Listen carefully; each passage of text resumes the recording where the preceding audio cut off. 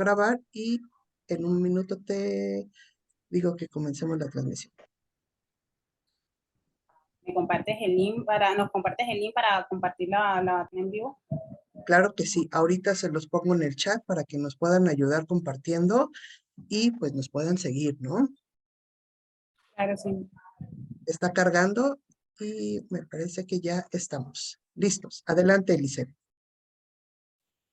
Muy buenos días a todos y todas y bueno, buenas tardes en Ecuador, en Bolivia y en Perú. Mi nombre es Lizeth, soy estudiante del posgrado en Ciencias Políticas y Sociales de la UNAM y me encuentro haciendo mi tesis de doctorado justamente sobre movimientos o sobre organizaciones de mujeres negras en el Caribe colombiano, y eso me motivó e impulsó a organizar este evento y entrar en diálogo con activistas y académicos también de otros países en América Latina. En el día de hoy contamos con la presencia de Yolielari Estupiñán Mina, es maestrante en Relaciones Internacionales, Economía Regional y Global en la Flaxo, Ecuador, y es activista afroecuatoriana. Yolielari, muchísimas gracias por haber aceptado la invitación.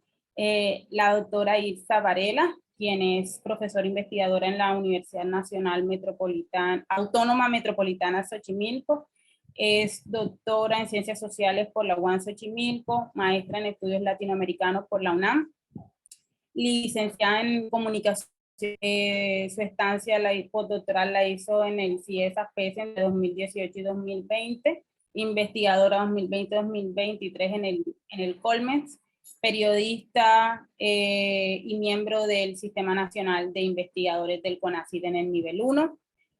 José Arrascaita de Bolivia, es tesista del Centro de Investigación y Tecnología Aplicada en la carrera de Ingeniería Electrónica. Es activista del movimiento afrodescendiente en Bolivia, pertenece a la comunidad cultural afroboliviana Bamba y la Organización Nacional de los Pueblos Afrobolivianos, que es el Consejo Nacional Afroboliviano, la CONAFRO. Y Jorge Rafael Ramírez, candidato en Ciencias Sociales por la Universidad Autónoma de Nayarit 2021, a través de Caclaxo CONACYT para investigadores latinoamericanos de alto nivel en ciencias sociales y humanidades, con estancia en investigación doctoral en el Centro de Investigación y Estudios Superiores en Antropología Social CIESAS Occidente. Es magíster en Política Social de la Universidad Estadual de Londrina en Brasil entre 2015 y 2017, a través de la beca de la OEA para ciudadanos sobresalientes del continente americano, y licenciado en Trabajo Social por la Universidad Nacional Federico Villarreal en Perú. Desde 2009 es parte del Consejo Directivo de Ashanti Perú, la red peruana de jóvenes afrodescendientes. Sean todos y todas bienvenidas a este espacio, que además fue organizado justamente el día de hoy, 12 de octubre, en razón y me parece una fecha significativa el hecho de que sea el 12 de octubre, por esa llegada del mundo europeo y esa de la modernidad, aunque podemos cuestionar estas categorías para América Latina, ¿no? Entonces, sin más preámbulos, bienvenidos y bienvenidas a este.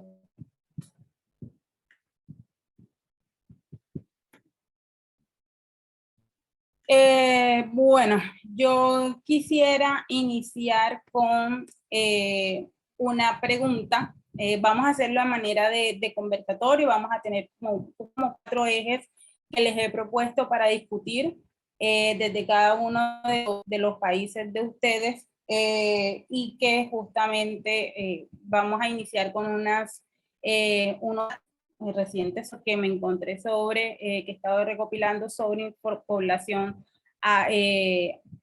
afro en los países donde está. Por ejemplo, en México, según datos del INEGI, en 2020 en México viven 2.571.213 personas que se reconocen como afromexicanas y representan 2% de la población total del país, de los cuales 1% son mujeres y 5% son hombres. En Perú, de acuerdo con el INEGI, la población que se autoidentificó como perteneciente al ecuatoriano afroperuano censada en el 2017 alcanzó un total de 894 personas, de las cuales 449.248 eran de sexo masculino y 379.646 de sexo femenino. Ecuador conforman el 4.8% de la población y se concentran principalmente en la región de la costa del, particularmente en la provincia de Esmeralda y el Valle del Chota, y en Bolivia, según el último censo de 2012, no sé si han actualizado el censo, más de 23.000 personas se identifican como afrobolivianos. Mencionar las estadísticas ha sido importante para los movimientos afrodescendientes en la región, sobre todo por este tema de visibilidad. Yo les pregunto justamente a partir de esto, porque hubo cambios estadísticos en la región, ¿cuáles han sido las agendas de los movimientos afrodescendientes en la última década? Vamos a comenzar con la doctora Isa. Hola, buenos días a todas y a todos. Gracias por la invitación, Lisette. Gracias a la UNAM por abrir este espacio después de tantos años que no había esta oportunidad de hablar sobre población afrodescendiente en México en la universidad. Me parece que es como muy importante.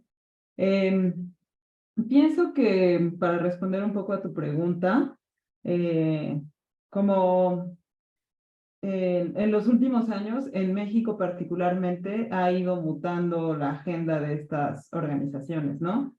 En parte un poco por lo que tú misma señalabas, que es, por ejemplo, en México es la primera vez en el año 2020 en el que las personas afrodescendientes, afromexicanas y negras son contadas, son como, tienen un espacio en el censo del Estado mexicano. Entonces, primero pues tenemos este cambio, que es un cambio en términos como de saber quiénes son, dónde están, cuántos son, qué están haciendo, qué es lo que está pasando. Y en ese sentido pienso que hubo una especie de identificación un poco más amplia como personas afrodescendientes, afromexicanas y o negras en todo el país, y eso ha permitido de alguna manera que la agenda del movimiento haya pasado del reconocimiento constitucional, que fue algo que empezó a exigirse desde finales de los años 90 en México, ¿no? Como un reconocimiento histórico, social y legal de estas poblaciones, hasta el 2019, que es cuando oficialmente se hace un adendo a la Constitución mexicana para que aparezcan estas poblaciones como parte de la pluriculturalidad del país, ¿no? Creo que una vez que se cumplió ese como esa primera situación de la agenda del movimiento afrodescendiente, ha ido cambiando una agenda que a mí me parece que es muy importante. Tiene que ver también con cuestiones de género, ¿no? Eso ha sido, por lo menos en la región de la Costa Chica, en Oaxaca, una de las como situaciones más importantes. Saber particularmente cuáles son las afectaciones y las realidades de las mujeres afromexicanas o negras en esta región. Y creo que también otra cosa importante en México que viene, no quiero decir muy atrasado, pero que digamos que se inserta tardíamente a las movilizaciones afrodescendientes en el continente, tiene que ver con las juventudes, la urbanidad y la comunidad LGBT. Creo que esas son cosas que se están discutiendo en los espacios ahora, aunque por supuesto no podemos dejar de lado que algo que es transversal a esta agenda sí tiene que ver con la exclusión económica, con la exclusión de los derechos humanos, particularmente de la seguridad, ¿no?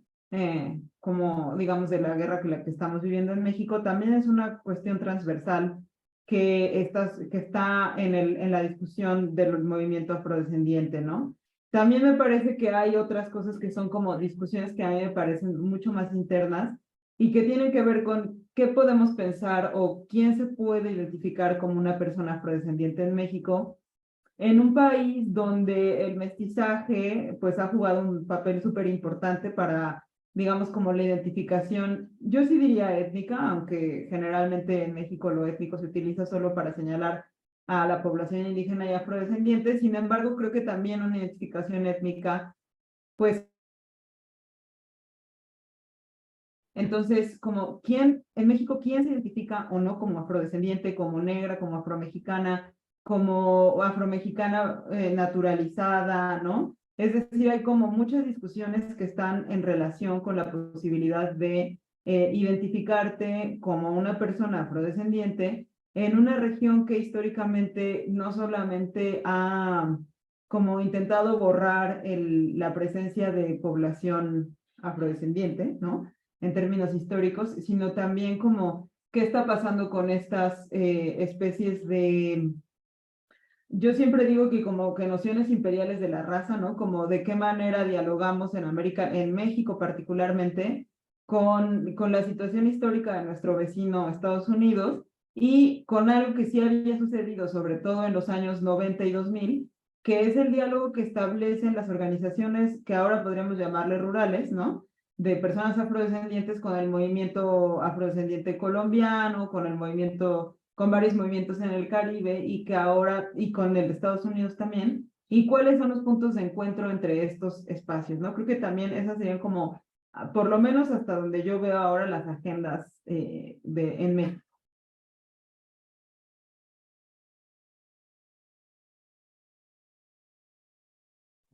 José.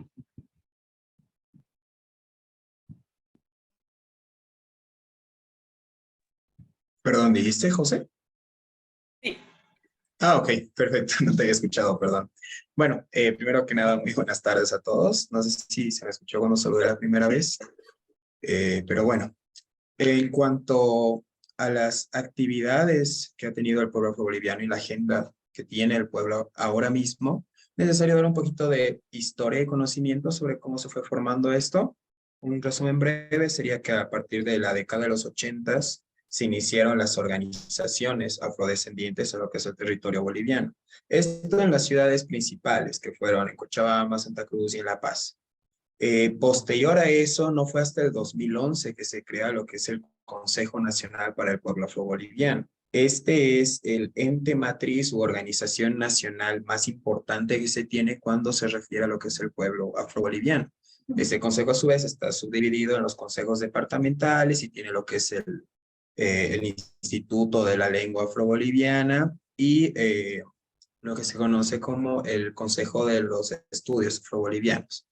Entonces, entre las actividades y la agenda que se ha tenido a lo largo de todo este tiempo, lo principal, creo yo, y es lo más acertado de decir, es que ha sido el reconocimiento y el poder dar a conocer a todo el país la cultura afroboliviana, la reivindicación y el rescate de ciertos parámetros. Un problema que yo creo que se ha tenido en muchísimos países de Latinoamérica es el hecho de que no se reconocía a los pueblos afrobolivianos, bueno, a los pueblos afrodescendientes, mejor dicho. Precisamente en Bolivia uno de los inconvenientes que ha habido siempre es el hecho de no reconocer a primera vista que una persona es afroboliviana. Siempre se tenía la presuposición de que no pertenecía al país. Y ese es un problema que ha seguido ocurriendo a lo largo de los años. Entonces, como pueblo, nosotros tenemos como representación máxima de nuestra cultura lo que es la saya afroboliviana, el cual es una representación cultural en cuanto a canto y baile, en donde se muestran ciertos aspectos básicos y clave de lo que es nuestra cultura. Se tienen lo que son los cantos, se tienen las coplas, en donde se muestra cómo era la vida anteriormente y cómo es que es ahora. Entonces, yo diría que es la principal agenda que se ha tenido en cuanto al pueblo afroboliviano ha sido el reconocimiento precisamente, el poder socializar estos problemas que se tenían.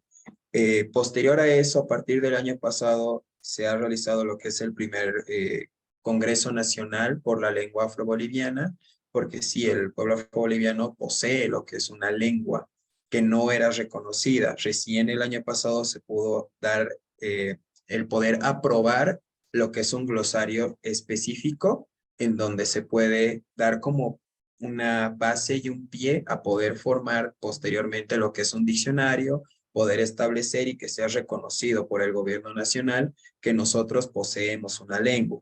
Esto debido a que hay mucha información que se ha ido perdiendo porque no había un registro de cuáles eran las culturas, cuáles eran las tradiciones, no se tenía un registro específico de todo este diccionario, este glosario y todas las palabras que se llegan a utilizar.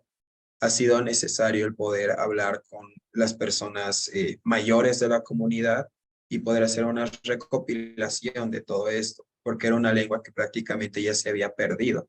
Entonces, lo que se necesitó hacer es acudir a ciertas bibliografías, como es el caso de un libro publicado por Juan Angola, un miembro de la comunidad, el cual titula El habla afroyungueña, en donde sí se tiene un registro de estas palabras, pero hay ciertos temas de la pronunciación, de cómo se escribe, que necesitan ser pulidos.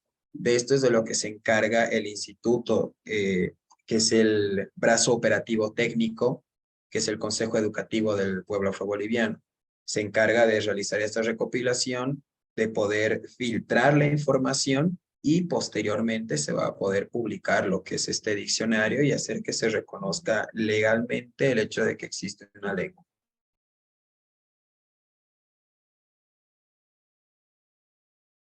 Pero eso es súper interesante. En Colombia hay una comunidad justamente cerca de Cartagena, en la costa norte, donde se habla palenquero, y ellos también hicieron una especie de, bueno, que sistematizaron, y es una lengua que se habla dentro de la comunidad, lo cual me parece súper interesante la apuesta que están haciendo. Continuamos con el Ari.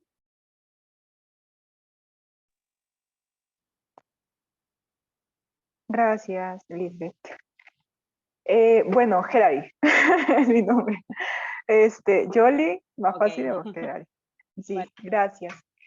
Bueno, en sí hay algunos datos que me gustaría aclarar y que es sumamente importante compartirlos aquí respecto a las agendas, pues ahora mismo de la comunidad negra afroecuatoriana, estos pueblos de, pues mi pueblo, básicamente, porque pertenezco pues a la nacionalidad afroecuatoriana, y nuestra lucha, ¿no? Que hemos venido, bueno, en mi caso básicamente desde el colegio, ¿no? He estado muy involucrada en todas estas luchas. Bueno, yo soy del norte del Ecuador, precisamente en la frontera entre Ecuador y Colombia. Pues se organizan hay diferentes grupos, ¿no?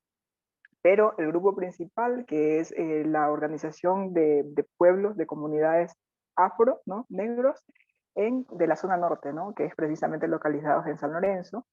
Esta comunidad es una comunidad de multiniveles, se puede decir, ¿no? Porque son algunas organizaciones que forman parte como de esta organización un poco más macro.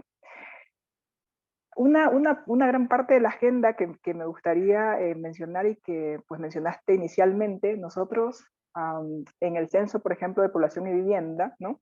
Mencionaste que actualmente somos un 4.9%, correspondiente a más de 800.000 habitantes de la comunidad negra, pero estos datos son una falacia totalmente, porque en el último censo de población y vivienda, que fue en 2010, y posteriormente se hizo otro en 2022, que lo del 2022 marca el 4.9%. Sin embargo, el del 2010 éramos más de 1 millón de la población afroecuatoriana, ¿no? Que correspondía al 7.4%. Entonces resulta que ahora, ¿cómo es posible que disminuimos, no? Entonces, lo que reclamamos es, básicamente, desaparecieron más de 600.000 personas del mapa. Entonces, ¿cómo es posible?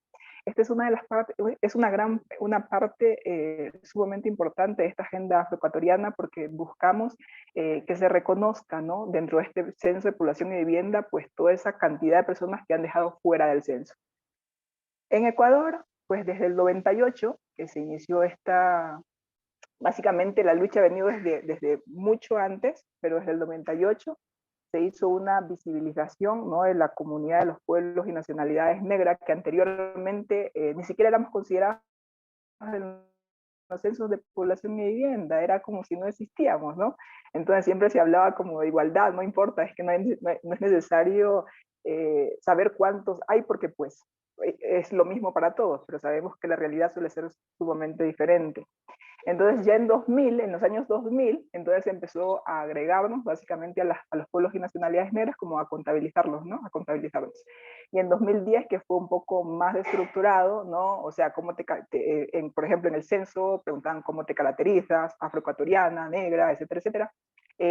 Pero bueno, y ahora en 2022, básicamente nos quitan como del 7%, superior al 7%, pues ahora resulta que estamos en un 4%. Es una parte importante de la agenda de los pueblos y nacionalidades afroecuatorianos, ¿no? O sea, que se reivindique, porque en sí es la lucha del pueblo, ¿no? De todas las comunidades que al final de cuentas formamos estos diferentes grupos, diferentes asociaciones de comunidades negras. Generalmente, pues la agenda en sí, continuando con la agenda, pues más que no solo es la parte social, porque nos enfocamos mucho en esta parte social, a las dinámicas sociales, pero también está la parte económica, la parte educativa, que es sumamente importante. Actualmente pues se ha fomentado dentro de las políticas la implementación de la etnoeducación, que se busca que pues todos los pueblos y nacionalidades, comunidades negras, pues podamos conocer, ¿no?, nuestros orígenes. Muchas veces, por ejemplo, recuerdo cuando estaba en la escuela, lo que nos contaban y lo que leíamos era muy poco, ¿no?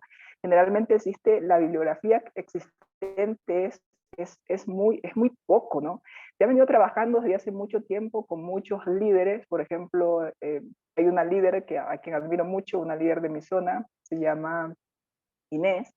Ella es como, básicamente, es como una de las líderes mayores, ¿no?, dentro de estos grupos, estos movimientos afroecuatorianos al norte del país. Y desde que tengo memoria, yo siempre las he visto trabajando, ¿no?, para hacer visible, para poder lograr visibilizar la lucha de las comunidades negras, ¿no? Y de algún modo se han logrado muchas cosas con algunas organizaciones, se han logrado llegar a lugares donde pues el Estado nunca ha llegado, por múltiples razones, pero sin embargo, pues conjunto con estas agrupaciones se han logrado muchas cosas, no solamente en la parte política, social, sino también cultural, que es lo que buscamos rescatar, reivindicar derechos, hacer que la gente conozca de dónde venimos, quiénes somos, y no es que simplemente somos un número más, no, somos una parte sumamente importante dentro de esta dinámica económica, social, cultural, política. Entonces, pues la agenda en sí está enmarcada en estas áreas. Gracias. Interesante, Hilary, porque lo que tú dices corresponde a la misma situación que pasó en Colombia con el último censo del 2018. Terrible.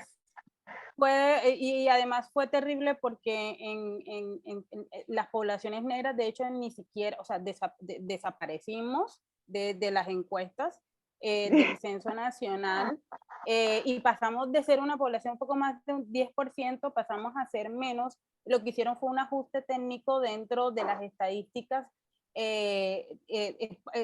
pero no entrevistaron. Por ejemplo, el barrio donde vive mi mamá no fue censado, o sea, y muchos barrios en Cartagena, que es una ciudad con una población afro importante, no fue censada. Es que la institucionalidad no fue a los barrios y localidades donde vive población afro, y desaparecimos Totalmente. de las estadísticas. Entonces me parece muy interesante que se dé eso en común en los dos países, entre otras cosas, porque el índice de la violencia ha escalado en las regiones, y son las poblaciones afro, especialmente en Ecuador, con las olas de violencia que se están viviendo en la actualidad, una de las más afectadas. Me parece tremendamente problemático, además. Bueno, algo para discutir Absolutamente, ahí. además que es una cuestión de lógica, ¿no? Sí, es una cuestión de lógica, ¿no? Porque, por ejemplo, si en 2010 era un total, pues representaban más del 7% de la población, entonces se supone que a medida que pasa el tiempo, pues generalmente creces, ¿no? Aunque sea en pocas medidas, pero crece. Entonces, como que del 7% éramos más de 1.000.000, ahora disminuimos a un 4%. Es como, o sea, analicen los datos, verifiquen los datos, lo que pasó, miren la historia. Es sumamente lógico, pero bueno, pues todo ello es lo que nos ha tocado vivir, y esta no es la primera vez. Esto es una lucha de nunca acabar. Creo que generalmente pues cada vez somos más las personas que nos sumamos, hombre, que tomamos conciencia de todo esto que ocurre, y creo que es una lucha que continuará forever, always. Pero bueno, es lo que nos ha tocado vivir. Claro. Bueno, continuamos con el doctor Jorge. Hola, buenos días con todas y con todos. Mi nombre es Jorge Rafael Ramírez, un gusto compartir con ustedes, hermanos, hermanas, colegas de diferentes partes de América Latina. Estaba escuchando su conversación y esperemos que eso no pase en Perú en los próximos años, ya que el censo que viene va a ser en el 2027. Entonces ya tenemos identificado esa experiencia para nosotros prepararnos y estar atentos a cualquier medida o circunstancia que pueda invisibilizar esos datos, ¿vale? En Perú, pues, el censo fue de 2017 y antes de ello el censo fue en el 1940. Entonces tuvimos mucha brecha en la cual no sabíamos cuánta población afro había en el país, ¿no? Y justo se consiguió en el 2017 por la incidencia y la persecución y la participación del pueblo afroperuano, básicamente de algunas organizaciones que consiguieron incluir el término, porque ya estábamos a puertas del censo y no estaba Gracias, incluido mi amor. el término afrodescendiente. Y fueron como unos meses antes en la cual se consiguió incluir la palabra de cómo te autoidentificas, ¿no? Diferente a lo que fue en los 40, que fue por el sesgo del entrevistador, que básicamente por el color de piel identificaba y marcaba si era o no afrodescendiente, ¿no? Conseguimos que en este año, 2017, se incluya la autoidentificación. Y con eso conseguimos que tengamos esta cantidad de 3.6% a nivel nacional, pero nosotros que somos parte del movimiento creemos que somos mucho más porque no hubo una campaña de autoidentificación étnica por parte del Estado y la gente se sorprendió con la pregunta y no se discutía el término de la identidad, ¿no? Entonces apuntamos de que para el siguiente censo seamos mucho más y no mucho menos, como están diciendo ustedes, ¿no? Estamos en esa lucha ahora. Eh, Algo que les quería compartir es de que en Perú, pues el movimiento afro también nació en la década de los 80, igual que en Bolivia, prácticamente en el 86, ¿no? Con el movimiento nacional Francisco Congo, en la cual juntó a diversos activistas y líderes afros, negros, para luchar contra el racismo en el país, ¿vale? Fue una lucha constante desde los 80 por el reconocimiento del racismo en el país, porque se pensaba de que no, que el racismo estaba netamente en Estados Unidos o en Brasil, donde hay mayor cantidad de población afro, pero no en Perú, que era un tema ya muy superado, ¿no?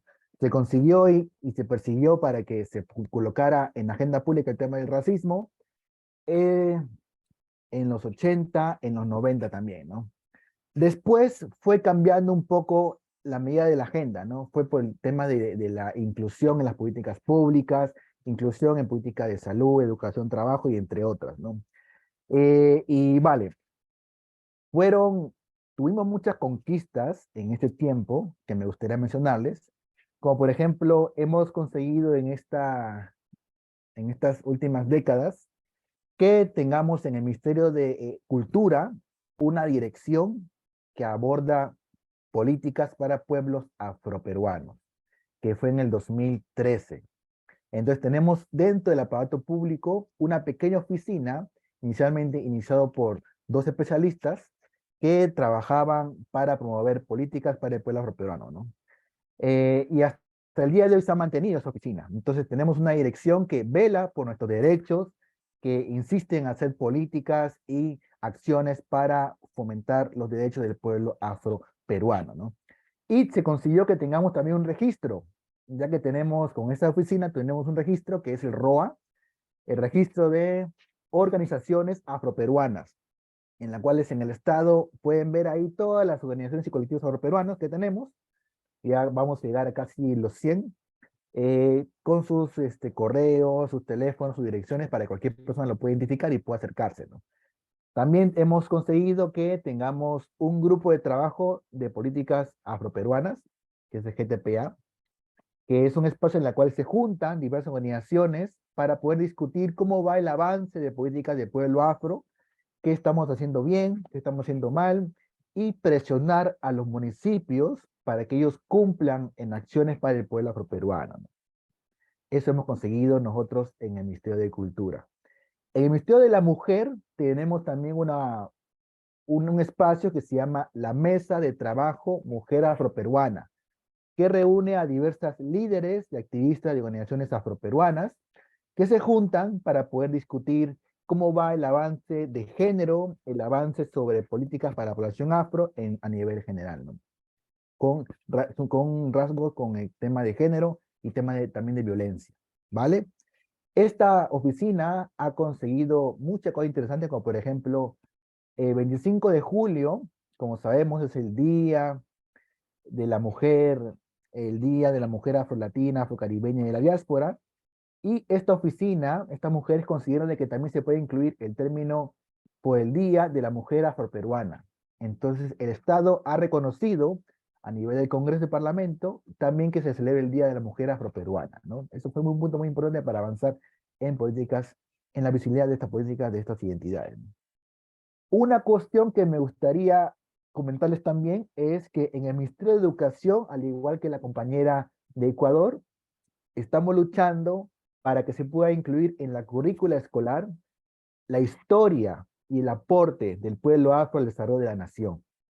Es una lucha y una demanda constante, pero hace unos años, unos 5 o 4 años, hemos conseguido de que en el texto de personal social, ¿no?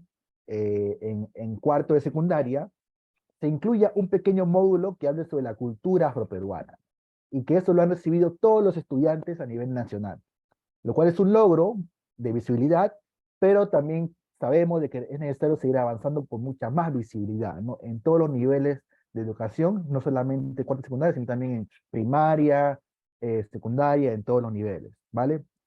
Y también hemos conseguido la inclusión de becas para jóvenes afroperuanos. El Estado peruano tiene un sistema de becas, que se llama Beca 18, que otorga 10.000 becas para jóvenes en situación de pobreza y pobreza extrema. Luego se incluyó una modalidad de becas para pueblos indígenas, ¿vale? Y nosotros luchando, incluyendo el término, hemos conseguido para que se incluya también una submodalidad para becas para pueblos afroperuanos, ¿no? Y nos han otorgado unas 200 becas para jóvenes afroperuanos, ¿no?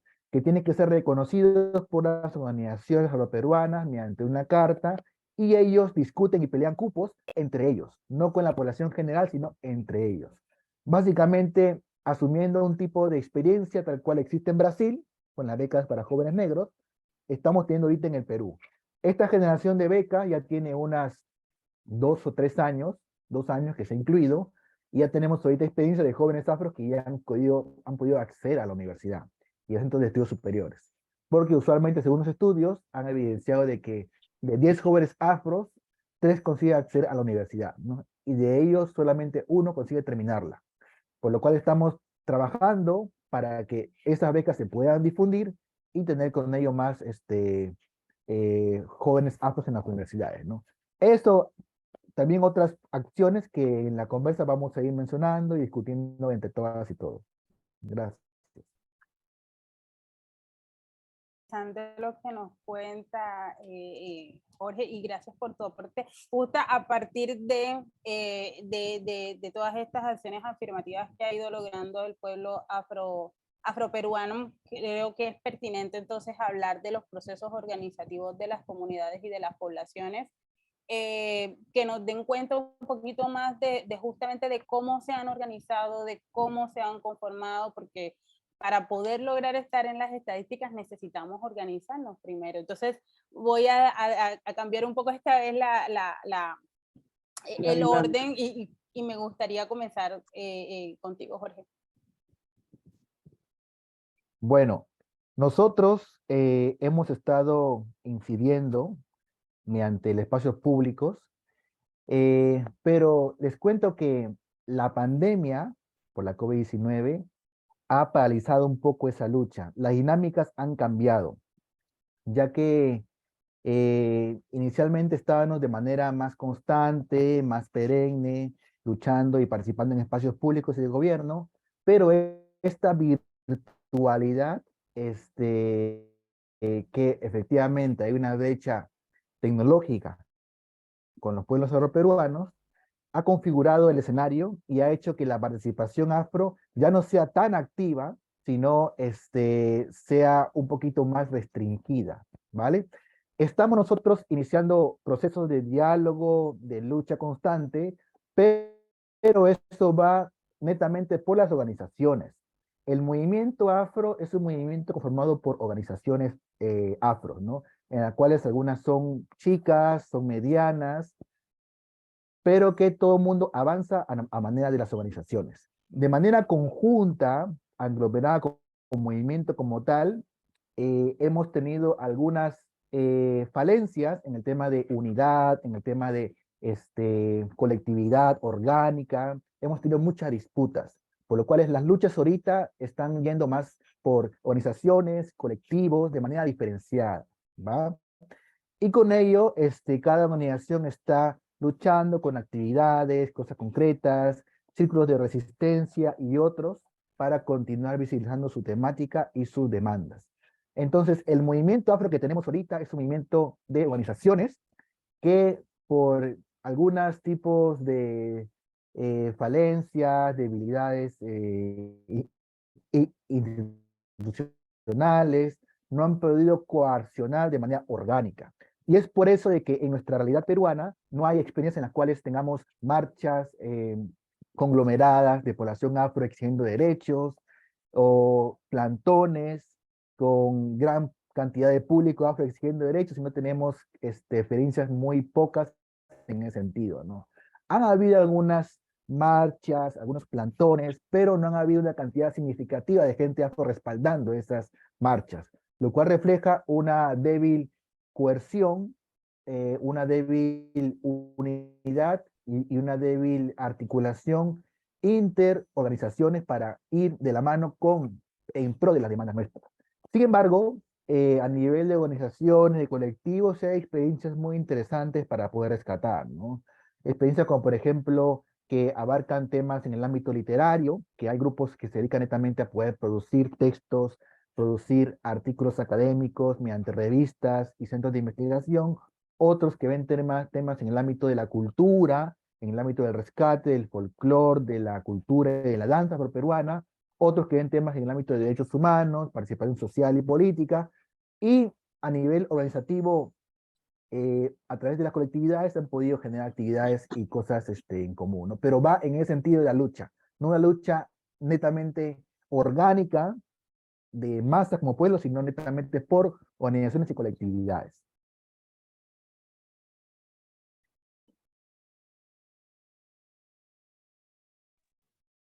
Gracias por esos aportes. Yoli, ¿continúas tú? Bien. Gracias, Lisette. Bueno, respecto al proceso organizativo en sí de pues, los pueblos y nacionalidades afroecuatorianas en Ecuador, existen algunos procesos organizativos. Por ejemplo, creo que el que más dinamiza, obviamente, que es la dinámica social, que es un tema que nos compete absolutamente a todos, que de estos pues se divide el tema de educación, el tema de interculturalidad, de poder rescatar pues nuestra cultura, a temas económicos, de economía solidaria, economía social y solidaria. Bueno, actualmente, por ejemplo, al norte del país, que generalmente pues la población afroecuatoriana está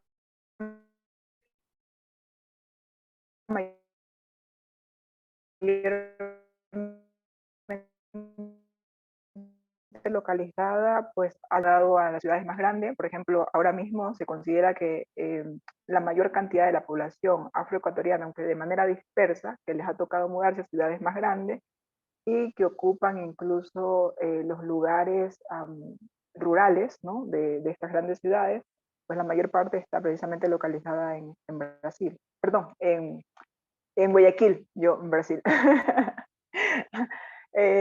Bueno, pero pues la mayor concentración desde hace años era precisamente en la provincia de Esmeraldas y en Valle del Chota, ¿no? Entonces, pues las agendas, la manera de los procesos organizativos van desde los procesos políticos, culturales, sociales, económicos. Actualmente, por ejemplo, el grupo de la comarca afroecuatoriana, ¿no? Del norte, que es precisamente el lugar del que pertenezco. Es importante mencionar que en sí, como grupos afroecuatorianos, o sea, hay muchos grupos, pero en Ecuador, por ejemplo, no existe un movimiento así sumamente fuerte como el movimiento indígena, ¿no? O sea, a diferencia si hacemos estas comparaciones. Existen muchos grupos, estamos organizados en diferentes partes. Existen, por ejemplo, el primer domingo de octubre, que se celebra el Día de los Pueblos y Nacionalidades Negras, ¿no? En Ecuador. Entonces existen conferencias, pues marchas, por ejemplo, por el Día de la Mujer, pero no existe un movimiento político, un único movimiento político como si comparamos, por ejemplo, un movimiento indígena, ¿no? Que hay un único movimiento político, etcétera, que sé que en otras localidades, por ejemplo, suele haber, por ejemplo, solo el movimiento afro a nivel nacional, ¿no? Acá hay diferentes movimientos y en diferentes sectores. A diferencia del compañero de Perú, yo creo que precisamente la pandemia, podríamos decir que exacerbó no solamente, en este caso, no solo el sector tecnológico, sino que también incluso pues permitió que nosotros pues quizás nos unamos aún más y podamos dinamizar aún más nuestros procesos, ¿no? Y esto surge de una necesidad. Por ejemplo, si nosotros revisamos las bases de datos del Ministerio de Educación de Ecuador, www.ministeriodeeducacion.gov.es, al igual que las bases de datos, por ejemplo, del CNSI, que es de educación superior. Entonces, si, por ejemplo, si tomamos un sector, ¿no? Que es el sector de Esmeraldas, provincia de Esmeraldas, donde está una gran cantidad de pueblos afroecuatorianos, que es, por ejemplo, la provincia en la que pertenezco, tomamos por cantones. Entonces, podemos analizar en esas bases de datos cómo, por ejemplo, gran parte de la población ha terminado educación primaria o educación secundaria. Si analizamos por nombres y apellidos, tomamos ese mismo porcentaje y podemos ingresarlo al Ministerio, a la CNC, que es la Secretaría de Educación Superior, y entonces vemos que es mínimo, o sea, la gente que ha tenido educación superior es mínimo. Y si hacemos una investigación más exhaustiva para ver quiénes han alcanzado estudios de posgrado, es aún menos. Entonces, incluso por esto también estas nuevas agendas de reivindicación, de lucha por la educación, y de algún modo poder dinamizar y visibilizar pues nuestras luchas, ¿no? Llegar a esos puntos donde el gobierno, el Estado generalmente siempre se ha olvidado, en efecto. Por ejemplo, actualmente en Esmeraldas, precisamente en San Lorenzo, se han reestructurado precisamente con la comarca afroecuatoriana del norte, liderada por Inés, que es la líder máxima de este pueblo y nacionalidades, ¿no? De este pueblo afroecuatoriano al norte del país. Entonces se han reestructurado más de 80 hectáreas de manglar, ¿no? Y generalmente también se está trabajando mucho con la Organización Mundial de Alimentos. Entonces, y en muchas áreas, por ejemplo, en áreas de agua potable, en áreas para sembrar, por ejemplo, parcelas, y bueno, son muchas problemáticas que se han estado trabajando, y sobre todo también en temas de educación, ¿no? O sea, que ya he mencionado algunas veces acá, de la etnoeducación, y que forme parte del pénsul académico que se imparte a nivel nacional, ¿no? Y esta etnoeducación no solamente también está implementada en pueblos afros, sino que también en pueblos indígenas. Pero bueno, estamos hablando ahora de pueblos afros, así que pues esa es gran parte básicamente de nuestros procesos organizativos. También les había mencionado que generalmente la comarca de pueblos afroecuatorianos del norte de Esmeraldas actualmente tiene 8 organizaciones, porque es como una organización de tercer nivel.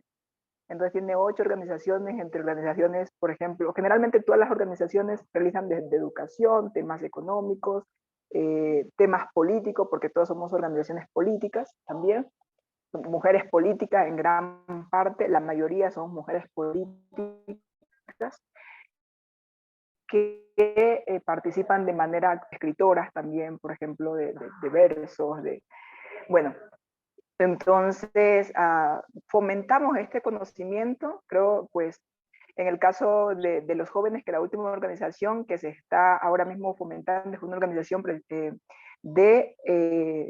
pues, chicos jóvenes, de los jóvenes como tal.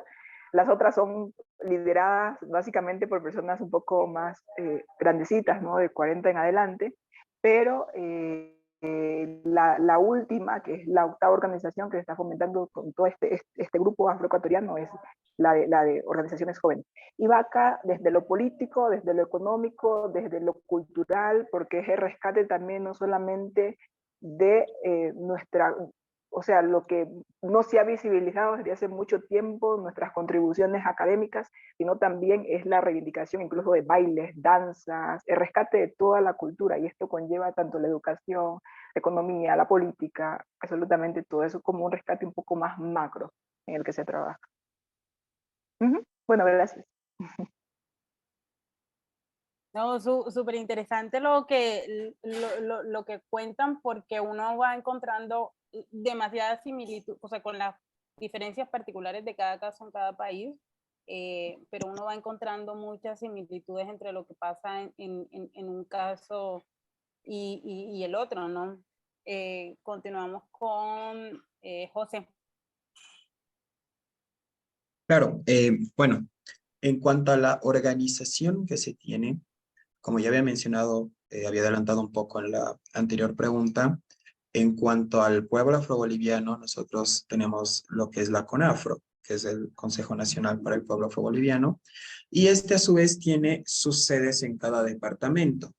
De lo que se ocupa este consejo es tanto de trabajar en procesos de visibilización, en el poder, al igual que había mencionado el compañero de Perú, no recuerdo ahora mismo el nombre, perdón, había mencionado el hecho de que existen ciertas becas para afrodescendientes. Se tiene un caso muy similar en Bolivia en cuanto a becas para afrodescendientes en algunas universidades. A su vez, se ocupa también la CONAFRO de lograr lo que es un convenio que se tiene con la embajada estadounidense, por el cual se llega a becar a ciertos jóvenes para que puedan estudiar la lengua, el inglés. Es con este caso que, de acuerdo a las organizaciones de cada departamento, a su vez una subdivisión que no es, como si se pudiera decir, totalmente dirigida como debajo de la CONAFRO, es el hecho de que existen las organizaciones culturales en las cuales generalmente se hace lo que es practicar la saya, tanto para algunas expresiones en algunas entradas folclóricas, para algunas presentaciones, como para simplemente reunirse y poder compartir con las personas afro de cada departamento. Entonces, por ejemplo, como habías mencionado, yo soy parte de la comunidad cultural afroboliviana Cochabamba, pero a su vez también se encuentra la organización de afrodescendientes Mauchi. A la par se encuentra también otra organización que se llama Ubuntu. Entonces son pequeños grupos en los que se realiza esto, que es nuestra máxima representación cultural, la saya, y a su vez se tiene un nexo con esos mismos miembros de lo que es la CONAFRO departamental. En cuanto a la CONAFRO, como había mencionado, se tiene lo que es el Consejo Educativo del Pueblo Afroboliviano, que se dedica a recopilar y a poder determinar, poder legalizar algunos parámetros de una parte de la historia del pueblo afroboliviano, y a su vez se tiene el Instituto Nacional de la Lengua, como había mencionado, que se dedica en poder recopilar esa información necesaria y poder difundirla. Ahora bien, en cuanto a la organización el territorio de donde generalmente proviene el pueblo afroboliviano, los negros en Bolivia, somos en su mayoría de yungas.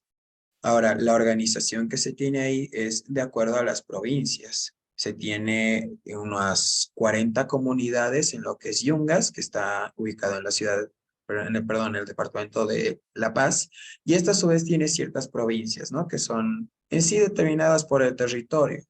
Se tienen unas nueve provincias fundamentales y luego están los pequeños pueblos. Y bueno, eso sería lo que pudiera aportar acerca de la organización en cuanto a Bolivia. Así es. Muchas gracias, José.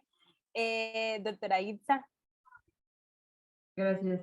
Sí, creo que a mí me parece que lo que pasa en México, hasta donde yo tengo como más o menos conocimiento, es que hay dos espacios importantes. Uno de ellos sería como más la situación en los entornos no urbanos, no sé si rurales, pero no urbanos, donde pues se están viviendo cosas que podríamos pensarlas como diferentes a lo que se está viviendo en las ciudades, ¿no?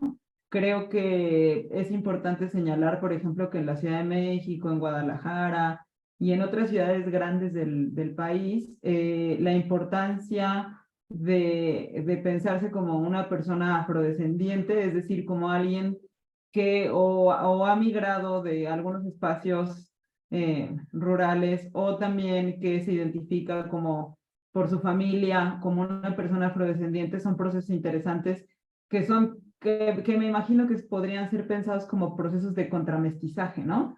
En este sentido de pensar de qué manera en México, como es una población relativamente pequeña frente a la población indígena, ¿no? Que es con la que siempre la antropología y el Estado ha pensado la alteridad, como lo que se está pensando es de qué manera el color, como digamos los signos físicos y los signos geográficos no son la única manera para identificarse como una persona afrodescendiente, ¿no? Creo que esa sería una primera forma en la que se están organizando yo diría las discusiones. Creo que otra de las cosas que se están organizando sí tiene que ver en tanto y cuanto al racismo y a las formas de antirracismo, en un entorno en el que se están discutiendo cosas pues muy novedosas para el entorno mexicano, como es el racismo por color de piel, el racismo por origen geográfico, por idioma que se habla, etcétera, ¿no? Pero también creo que en muchos sentidos, otra de las cosas que podríamos ver como transversal a la organización de los pueblos afrodescendientes o negros en México, es esta cosa como de la lucha por la tierra, de alguna manera, no solo por la tierra en términos de lo que vimos en Colombia con la Ley 70, sino que eso ya era un avance que se tenía en México desde principios de siglo, sino justamente por estas lógicas de despojo que se están implementando en los últimos 20 o 30 años, ¿no?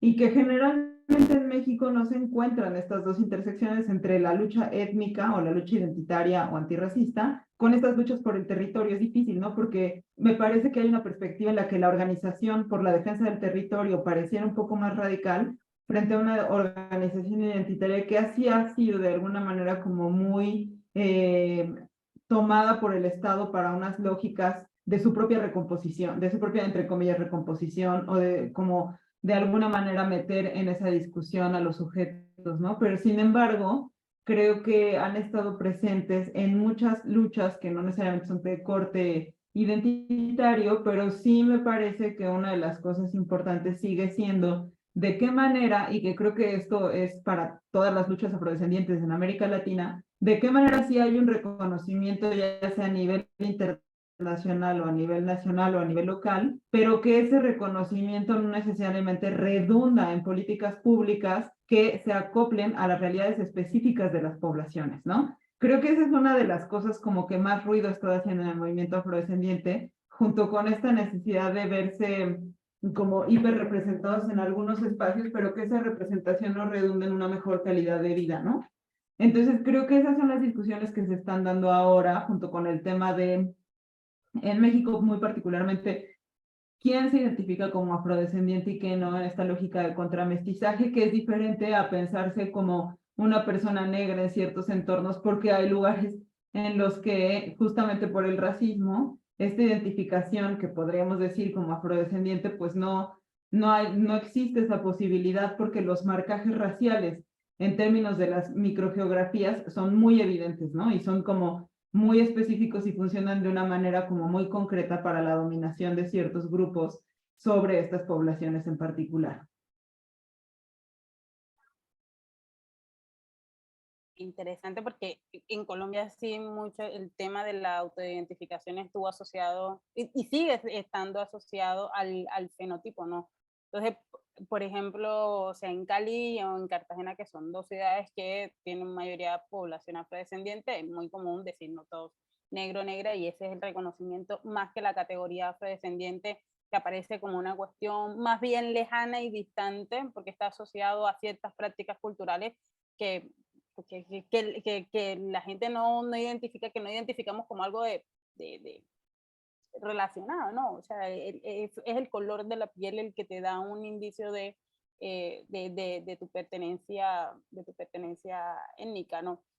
Y todo esto me ha conectado con un tema, me pareció súper interesante, y me encontré con el caso de Brasil, por ejemplo, es bien diciente, porque ellos sí tienen, bueno, el movimiento social está muy fuertemente organizado. Tienen una población afro que es la más grande en toda la región, pero justamente ha identificado el movimiento afro en sus estadísticas, por ejemplo, el acceso al trabajo. Por ejemplo, las mujeres negras siguen trabajando mayoritariamente como empleadas del servicio doméstico. Y esto está muy conectado con el racismo también. Y a propósito de esto, porque creo que ahí podemos dar una discusión bien interesante, es justamente la experiencia del racismo marcada en cada una de las regiones. En Colombia, por ejemplo, la experiencia del racismo viene desde el color de la piel. Es decir, entre más oscuras tenga la piel, pues es más fácil experimentar el racismo, ¿no? Se siente. Entonces, justamente cómo es el tema o la agenda frente a temas de racismo, cómo es la experiencia y la lucha por el tema del racismo. Vamos a dar la vuelta y vamos a comenzar con la doctora Isa. Gracias. Pues sí, creo que un tema, a mí eso en particular me parece súper, como inquietante, no en un mal sentido, sino como inquietante en términos de la duda, ¿no? Creo que sí, justamente, por ejemplo, como voy a insistir en esta idea sobre que en México, por la cercanía y por el dominio cultural, ¿no? Por el intento de dominio cultural de los Estados Unidos, pues hay mucho esta discusión sobre, por ejemplo, fue muy importante, pero creo que esto sucedió en toda América Latina, lo de George Floyd, ¿no? Entonces, creo que hubo mucho una discusión como, bueno, ese racismo hiperviolento se da en Estados Unidos porque un poco, como decía alguna de las personas participantes, en nuestro país hay otro tipo de racismo, sí, no, podríamos decir, ¿no?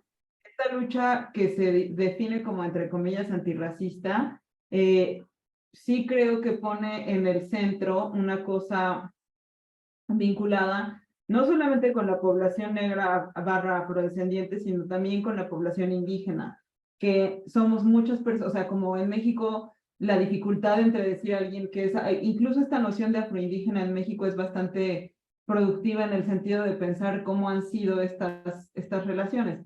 Pero me parece que también hay otro elemento, además de este dominio de la cultura afroestadounidense, que tiene que ver con las olas migratorias que hemos estado viviendo en los últimos años, que no son ajenas para ningún país de América Latina, entre las cuales también hay muchas personas afrodescendientes, hay mucha gente haitiana o afrodescendientes, africanos también, y personas negras del continente, que vienen de Haití, que vienen de Honduras, que vienen como de diversos países, ¿no? Y que están por las propias políticas migratorias súper represivas que se dan en México, como también abriendo estos, no quiero decir niveles de racismo, porque no me gusta pensarlo así, sino como esferas donde el racismo se establece como una lógica que es histórica en México, que es como decía por ahí el compañero José, como una extranjerización de lo afro. Esto es una historia que en México se repite de manera consistente, pero que ahora también se repite desde otro lugar, como de, bueno, está la gente afromexicana, pero también está la gente afro que está afro-latinoamericana que está de paso, o africana que está de paso.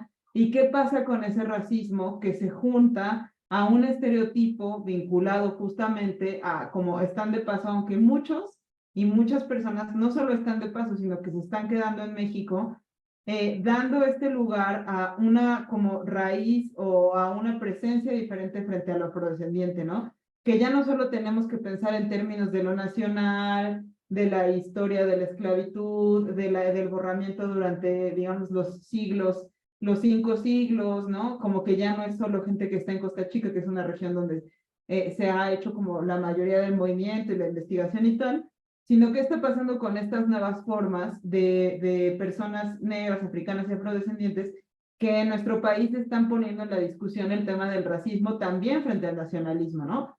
Frente a las crisis migratorias, no por ellos, sino por los diferentes gobiernos que están utilizando los tapones fronterizos para represión, etcétera. Entonces creo que en muchos sentidos el antirracismo yo lo leo muy por el lado de quienes están pensando el antirracismo desde una perspectiva muy nacional, ¿no? No patriótica, sino como muy nacional, pero por otro lado también están otros grupos que están diciendo que sí, hay ese racismo que puede leerse como en el ámbito de la historia, la cultura, no sé qué, pero también está este otro racismo y xenofobia que es como muy clara, ¿no? Entonces creo que también hay como muchos esfuerzos y mucho dinero invertido en las lógicas del antirracismo, lo cual nos da para discutir sobre la propia conceptualización del antirracismo, pero sí me parece muy importante que está en la discusión, ¿no? Que está en, no como dijeran dividiendo a la sociedad, porque es un argumento que no me parece muy lógico, pero sí que está poniendo en el campo de lo público la discusión sobre la discriminación y el racismo, ¿no? Y que como siempre se lee una lógica de no somos racistas, somos clasistas y podemos entender la complejidad que implica decir el racismo, ¿no? ¿Qué es el racismo en México y cómo lo leemos? Pero creo que están esas dos como grandes espacios para discutirlo, ¿no? Chévere, porque mi experiencia en México ha sido justamente encontrarme con estas lógicas. Y es muy interesante lo que está pasando con el Estado de México, que fue el estado donde, entiendo, en el último censo más población afro, más personas se autoadscribieron a población afro. Y es un estado con unas complejidades tremendas además. O sea, eso es poco que ya no está en las costas, ni Pacífico ni el Caribe o la zona de Veracruz, sino ahí justamente en todo el centro del país, ¿no? Que habría que ver lo que está pasando ahí con estas comunidades. Continuamos con Jorge.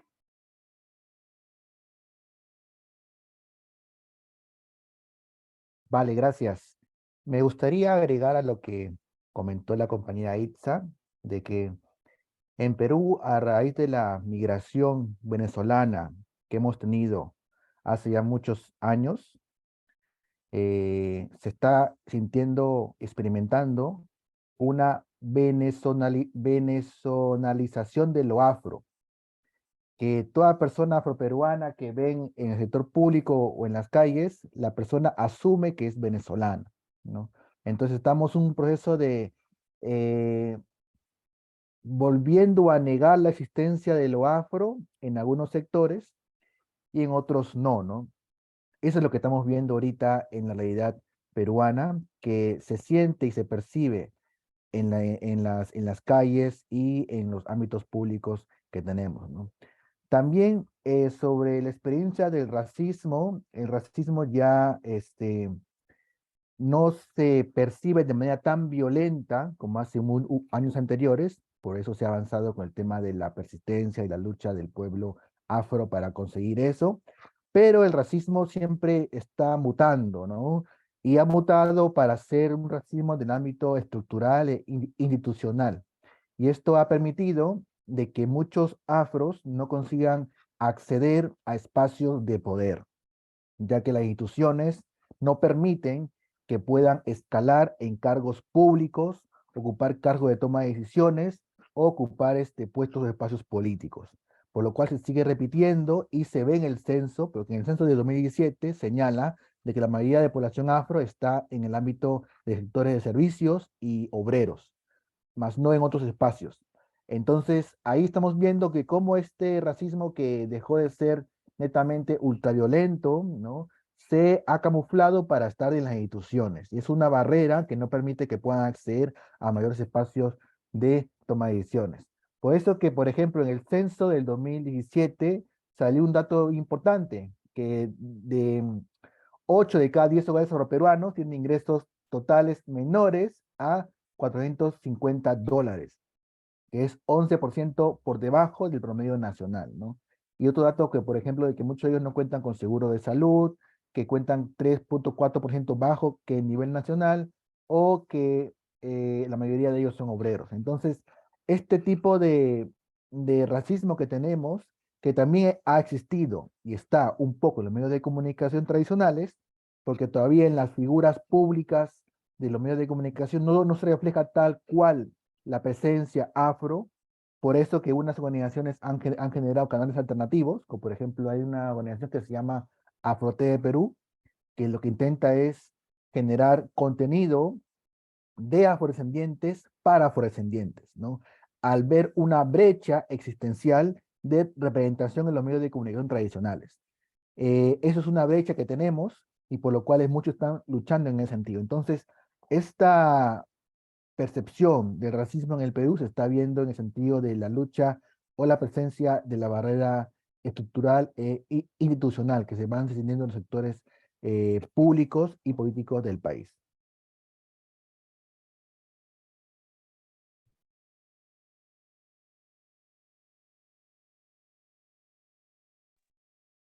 Yoli, continuamos contigo.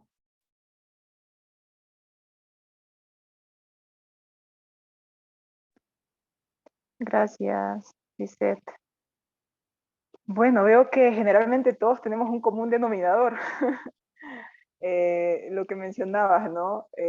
Generalmente en Colombia, mencionaste hace un rato, pues si tienes la piel un poco más oscura, entonces eres pues más sujeto de racismo, ¿no? Pues yo lo hice por experiencia propia. Creo que la primera vez que me enteré que era negra fue precisamente en la escuela.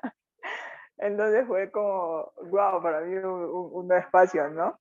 Y luego que entre más oscura tengas la piel, pues mayor discriminación, ¿no? Entonces ha sido como una lucha, ¿no? De nunca acabar. Pero bueno, y en temas de racismo yo creo que incluso tendríamos que hasta estudiar temas de África. Creo que a pesar de que es un continente, o sea, donde somos afrodescendientes, donde predomina la etnia, la cultura negra, afrodescendientes como tal, africanos, pero sin embargo son pues donde más racismo hay, ¿no? Y en temas en temas educativos, por ejemplo, en nuestro caso, cuando hablamos de racismo, pues realmente podemos analizar todo esto en diferentes niveles, ¿no? O sea, que al final de cuentas el racismo no es más que el temor, ¿no? Al el desconocimiento que existe, ¿no? Por una etnia determinada, por un grupo determinado, y lo podemos ver desde sus diferentes niveles. No solo nos ha tocado como población afroecuatoriana o como grupos negros, no solamente nos toca lidiar con los racismos sociales que existen y que se instauran en nuestros territorios, sino que también con el racismo medioambiental, racismo económico, racismo educativo, y son diferentes niveles que nos ha tocado y que nos toca vivir, pero y que tenemos que, y al final de cuentas, creo que soy experta para hacer visibilizaciones en los diferentes grupos sociales en los que soy activa, ¿no? Es una lucha, para mí es una lucha que quizás nunca termine, o sea que al final de cuentas, como nos tocará continuar reivindicando todos estos procesos, y que son procesos que incluso se pueden ver, o sea, situaciones que se pueden ver incluso hasta en academia, ¿no? Cuando se dice como que no, pues se supone que es la academia y que hay seguramente ya vencieron todos estos sesgos que suelen existir, ¿no? Y que quizás se ve en los grupos donde han tenido menos acceso, menos oportunidades a la educación. Y no, para nada, en absoluto. Y otro tema en el que coincido también es precisamente en los puestos de poder, ¿no? En las obtenciones de puestos de poder. Es una realidad que no solamente pasa en Perú, no solo puede ocurrir en Colombia. Sé que en Colombia pues cada día se está venciendo más esto. Es una realidad que no solo ocurre también en Ecuador, sino que en temas políticos lo podemos ver desde un panorama general, ¿no? Más internacional, más globalizado. Y que muchas veces para obtener ciertos, bueno, en efecto, pues confío, personalmente confío mucho, creo mucho, mi confianza absoluta, ese es el trabajo bien hecho, pero cuando pues perteneces a un grupo históricamente excluido, a veces ni eso es suficiente, necesitas más, o sea, es sumamente complejo, la realidad es sumamente compleja. Bueno, es que podría contarles incluso hasta muchas historias, que hasta hace como 3 semanas me tocó vivir una,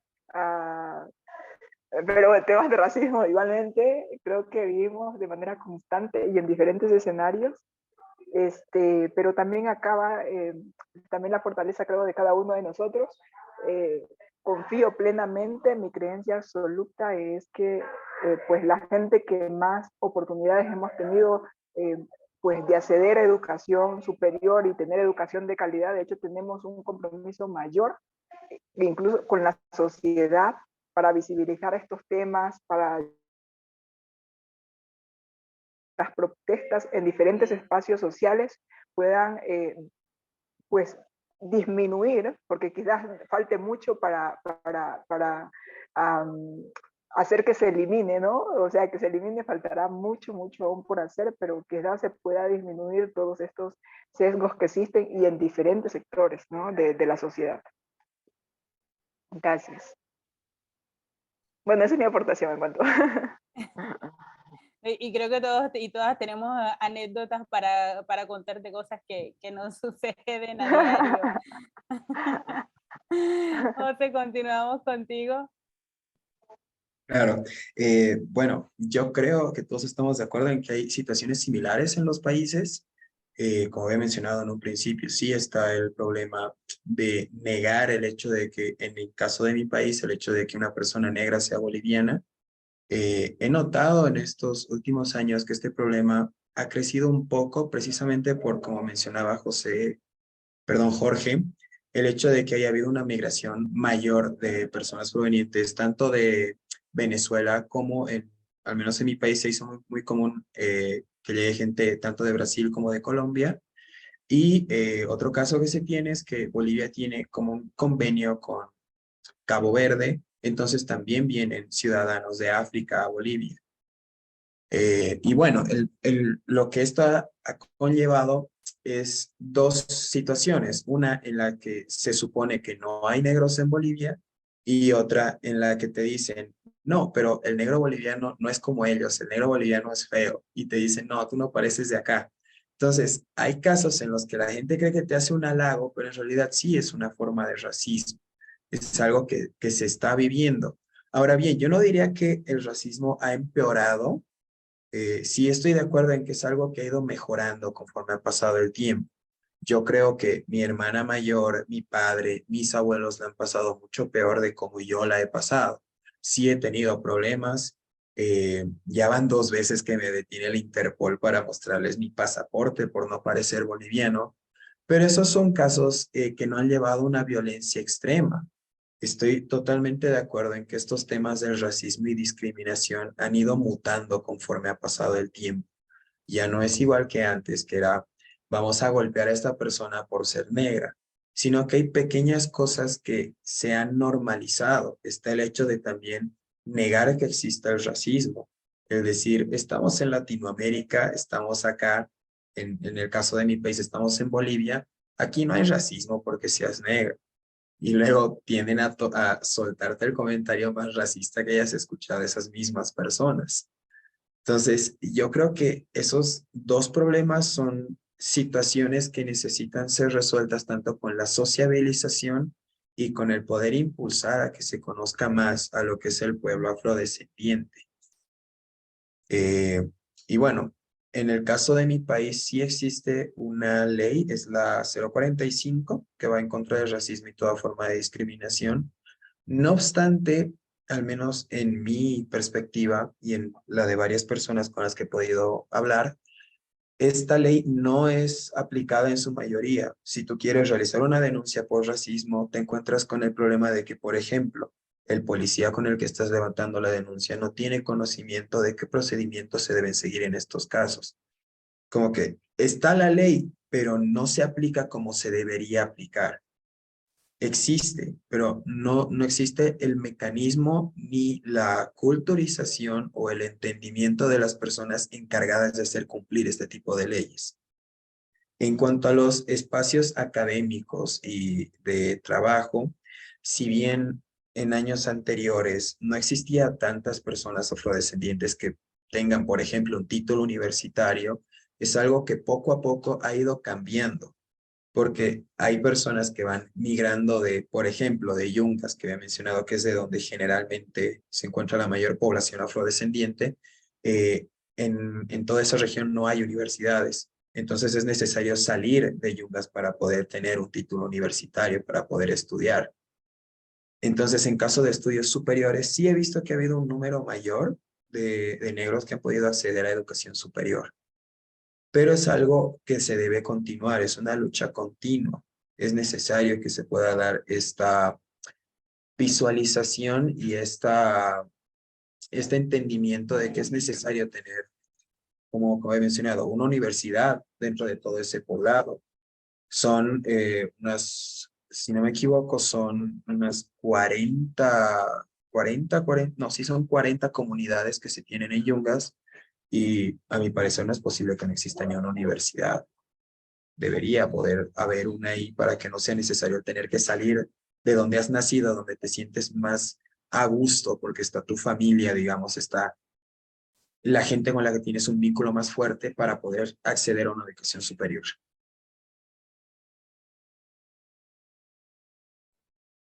Bueno, hay muchas luchas compartidas y creo que y aquí coincido con Yoli cuando dice que... Jorge, ¿tienes? Sí, puedes hablar. Gracias. No, solo me gustaría comentar que en Perú tenemos la experiencia de impulsar una ley contra el racismo en el país, ¿no? A diferencia del compañero José, que en Bolivia ya tienen una ley, en Perú todavía no tenemos una ley contra el racismo en el país. Sí tenemos un código, una norma en el Código Penal que sanciona el delito de la discriminación, ¿va? Pero no tenemos una ley tal cual. Se intentó proponer una ley, pero lamentablemente el Congreso de la República no lo aprobó. Y no solamente fue esa ley, se intentó también proponer varias leyes desde el movimiento afro para los congresistas de la República, para que ellos lo avalen y lo promulguen al Congreso de la República. Otra ley era, por ejemplo, la ley del reconocimiento constitucional del pueblo afroperuano, porque en nuestra constitución política del 93 no estamos reconocidos. No hay ningún texto que reconozca la existencia del pueblo afroperuano, por lo cual fue otro proyecto de ley que se impulsó, pues lamentablemente el Congreso no lo aprobó. Y entre otras leyes, por ejemplo, el señor Pedro Castillo, que fue presidente de la República, una de las cosas que él hizo fue promover una asamblea constituyente, ¿va? Una propuesta de asamblea constituyente. Y dentro de esa propuesta, él había incluido que tengamos escaños para pueblos afrodescendientes en el Parlamento Nacional, ¿no? Tal cual existe en Colombia, tal cual existe en Brasil, ¿no? Esas ideas. Pero el Congreso no lo aprobó. Entonces tenemos también un aparato político que juega en contra las demandas del pueblo peruano, ¿no?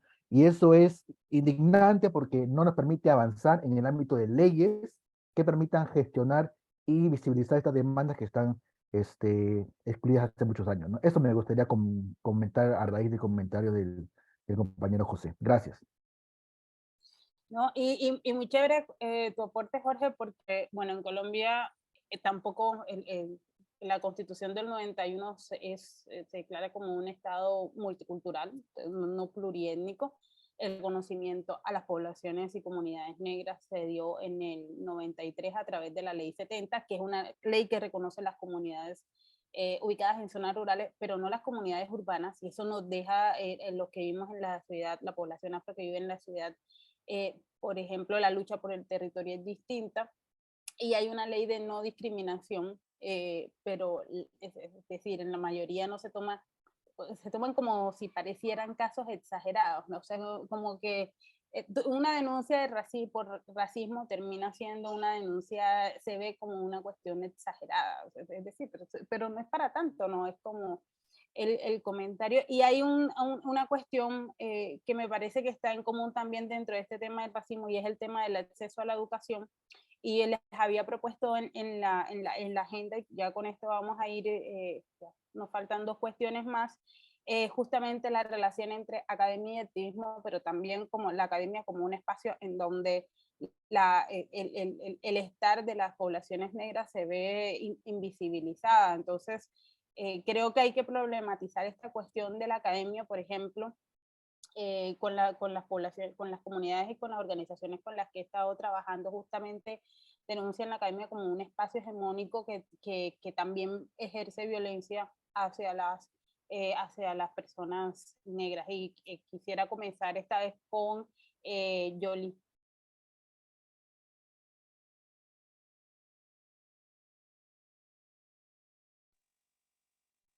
Bueno, gracias, Lisette. Bueno, bueno, para resumir,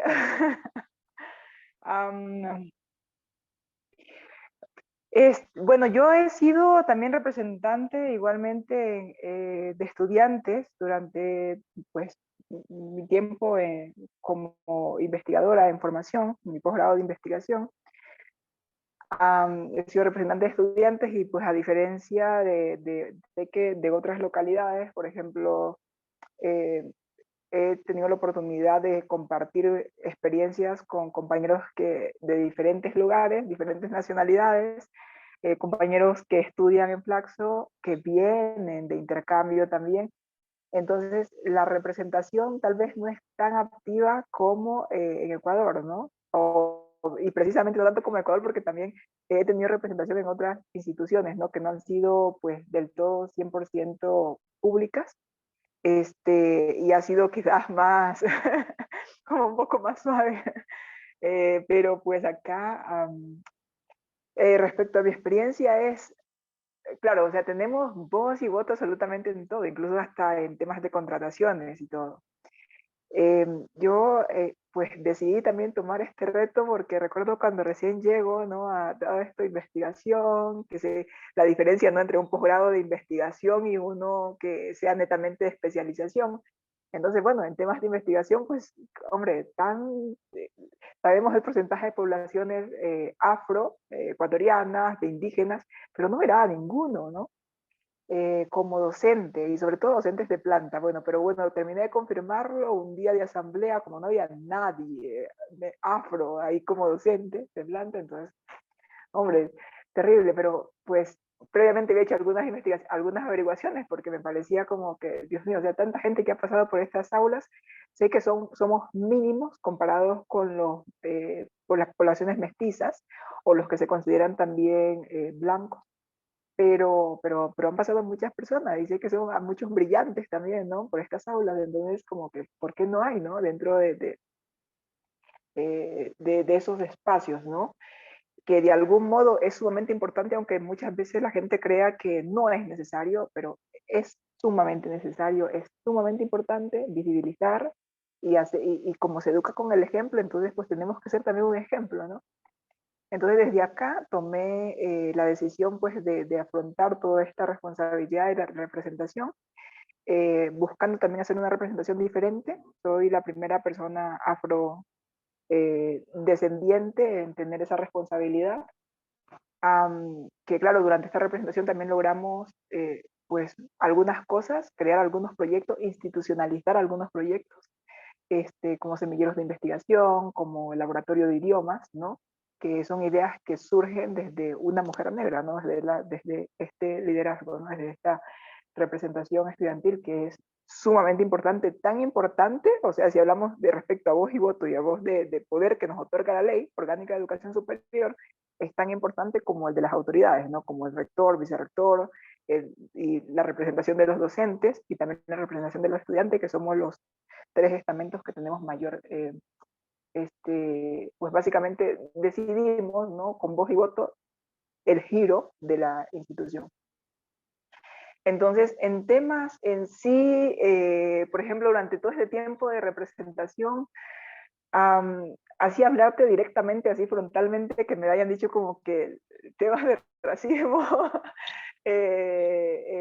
pues personalmente, dentro de mi espacio, pues no lo he podido experimentar, sin embargo, pues sí tengo antecedentes, sí, de otras personas, pero pues no ha sido, pues, directamente, ¿no? Conmigo. Tal vez también incluso hasta por el activismo mismo, o sea, por la representación mismo que realizo. O tal vez en muchos casos también es como que una especie de racismo un poco como que camuflado, se podría decir, ¿no? Que muchas veces se evidencia, ¿no? Se experimenta. Por ejemplo, si haces una propuesta, entonces de estar quizás viendo, pero todos los peros, ¿no? Cuando sabes que es sumamente importante. Por ejemplo, si tienes que aprender idioma es sumamente importante. En mi caso, relaciones internacionales como internacionalista es sumamente importante. Y no solamente en mi caso como internacionalista, sino que a nivel de todo el mundo, o sea, todo el mundo que por lo menos hace un posgrado de investigación, sabes que en algún momento te toca publicar. Y si vamos en temas de publicación, si vemos, pues la mayoría, generalmente como las mejores revistas, siempre son en inglés, ¿no? Entonces, pues a veces el hecho de como que imponerse, ¿no? A como que a ideas quizás un poco nuevas, un poco innovadoras. Sé que no ha sido precisamente únicamente conmigo, ¿sí? Porque también me han comentado muchas historias estudiantes anteriores que no han sido precisamente afro. Entonces sí, me han comentado algunas historias. Pero yo creo que es sumamente importante también visibilizarnos, ¿no? Hacer de algún modo como buscar maneras de reivindicar nuestra participación en estos espacios de poder. Creo que es sumamente importante. Y sobre todo desde la academia, porque muchas veces cuando decimos algún comentario, ¿no? Y saben que, lo digo de manera muy personal, estoy, por ejemplo, haciendo un posgrado de investigación. Entonces, sé que existe también esto de la gente, ¿no? Bueno, pero si ella lo dice es porque lo ha investigado, porque pues conoce respecto al tema, entonces, porque generalmente, por ejemplo, si hago alguna opinión, si realizo algo, pues siempre suelo sustentarlo en evidencias empíricas, ¿no? Entonces, creo que pues los mejores espacios en los que se puede de algún modo contribuir mayormente a la disminución, ¿no? De estos espacios precisamente racistas es sobre todo en la academia. Estoy totalmente convencido de eso, que es desde la academia, desde la educación. Pues, ¿tú estuviste en Flaxo? Lisette, ¿sabes cómo es el funcionamiento? ¿Sabes cómo es el funcionamiento? Sí. Es acá donde dicen donde el acero, el hierro lo sometes a altas temperaturas de fuego y oxígeno para convertirlo en acero refinado. Es exactamente lo que se vive acá. Pero me alegra mucho también el poder contribuir independientemente de dificultades que se hayan presentado o que me hayan tocado vivir. Actualmente, pues ya finalicé mi representación, pero pues continúo trabajando con el último proyecto que propuse. Y la idea es que se implemente y que al igual que los demás proyectos que se han utilizado, sean institucionalizados, que son sumamente importantes, pues este también, la idea es también que forme parte, ¿no? de la institucionalidad de esta universidad. ¿Qué te puedo decir? O sea, hay temas sumamente delicados, no puedo decirlo públicamente, pero para mí ha sido un aprendizaje en todos los niveles. Todo esto ha sido un aprendizaje en todos los niveles Inicialmente porque cuando conformé esta representación, que somos 22 representantes, como yo lidero, voy a la cabeza, pero pues tengo 22 compañeros, 10 miembros de la asamblea y mi suplente, y todos los miembros de la asamblea también con sus suplentes. La idea era no solamente pues que participemos los grupos históricamente excluidos, las minorías, sino también poder reivindicar también actores del escenario internacional, ¿no? Que se sumen, que colaboren, que contribuyan, que construyan, porque somos los que vivimos nuestras realidades, los que sabemos exactamente lo que nos ocurre, ¿no? Entonces, esta siempre fue la dinámica. Y que de algún modo hemos logrado visibilizar, porque no solamente participamos como líderes en temas académicos, sino que también nuestra participación política, aunque no me veo viviendo de la política, por supuesto, pero siempre lo digo, pero mi participación política ha sido también, es y continúa siendo en temas académicos, ¿no? Precisamente de grupos históricamente excluidos en buscar también oportunidades en temas académicos, que uno de los ejemplos también es precisamente lo de la construcción del laboratorio de idiomas en esa institución, Claxon Ecuador.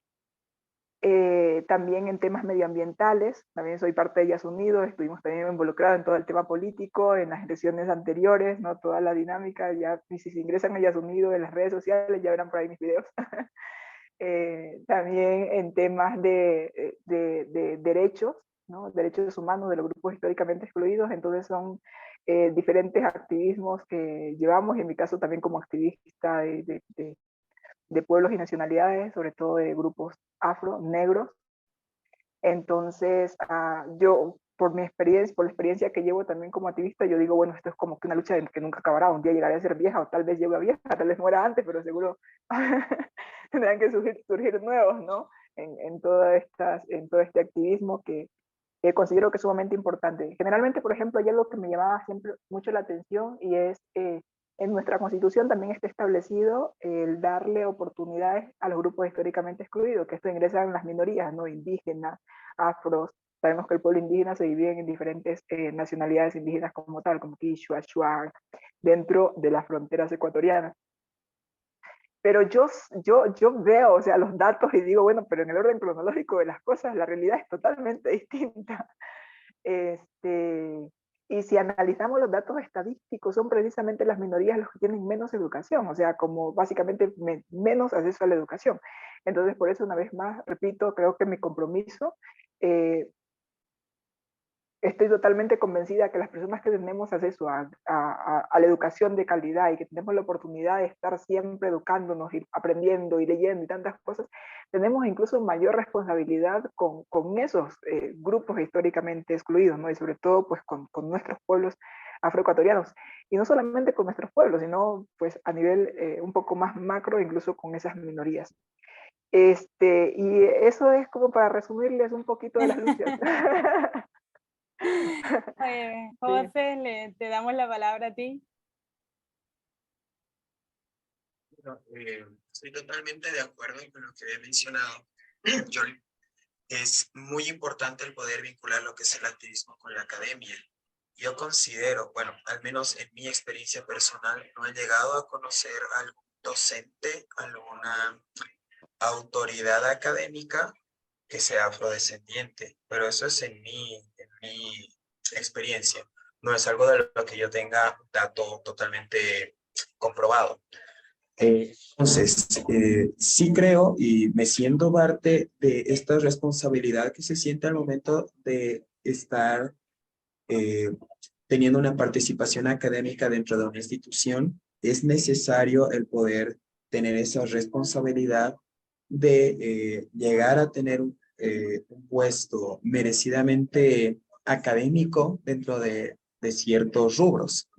En casos particulares, creo yo que se necesita el poder destacar, no simplemente por el color de piel, sino el poder destacar por la calidad de profesional que se llega a ser. Creo que es una responsabilidad bastante grande que comparte al menos mi generación en mi país. Esto debido a que generaciones anteriores, como he mencionado, en muchos casos no poseen un estudio superior, por ejemplo. Entonces creo yo que sí es necesario el poder sentirse parte esta necesidad de representar a lo que es el pueblo negro en cuanto a instituciones académicas. Es parte de lo que es el activismo, el poder demostrar y dar a conocer que sí es posible realizarlo sin que se tome en cuenta cualquier característica en colores de piel o en etnias a las que se pertenezca. Doctora Itza. Gracias. Pues voy a retomar un poco lo que decía José, porque creo que sí, o sea, en México yo conozco muy pocas personas afromexicanas o afrodescendientes que estén en la academia, ¿no? También eso es una realidad, hay muy pocas. Y creo que, por ejemplo, ahora lo que tocaría a las profesoras que estamos en los espacios universitarios, sí es estar, obviamente pensar de qué manera los currículos, los procesos administrativos pueden ser más amables con las personas que no han estado en el ámbito universitario desde siempre, ¿no? Que es lo que pasa un poco aquí, como que se reproducen las élites universitarias intelectuales en los lugares no solo de poder, sino justamente en las aulas, en la investigación, ¿no? Entonces, ¿de qué manera la llegada de otras personas a la academia no solamente es una tarea de corte política, sino que también puede ser profundamente beneficioso para la academia y por ende para la sociedad, ¿no? Como entender de qué manera la producción de conocimiento no solo está anclada al espacio universitario, sino también de qué manera, por ejemplo, las ciencias sociales, particularmente que es el ámbito en el que yo me desarrollo, se han visto beneficiadas por el pensamiento de las mujeres negras de todo el continente, ¿no? Como por las formas revolucionarias de pensar a la sociedad y las posibles salidas, no solamente a la crisis planetaria, al calentamiento global, sino también entender que hay muchas maneras de pensar los problemas sociales, ¿no? Y por ende también muchas soluciones y muchos análisis posibles. Sí pienso que una parte importante es como de alguna manera no solamente hacer que las personas entren a la universidad, que las personas indígenas, afrodescendientes y prietas entren a la universidad, sino también que en esa entrada a la universidad haya la posibilidad primero de entender que sus conocimientos pues son válidos e importantes, que creo que es algo que no ha sucedido todo este tiempo en la academia, por lo menos mexicana. Y en segundo lugar, pues obviamente como que ese espacio no sea tan violento como puede llegar a serlo a veces por la competencia que se da, ¿no?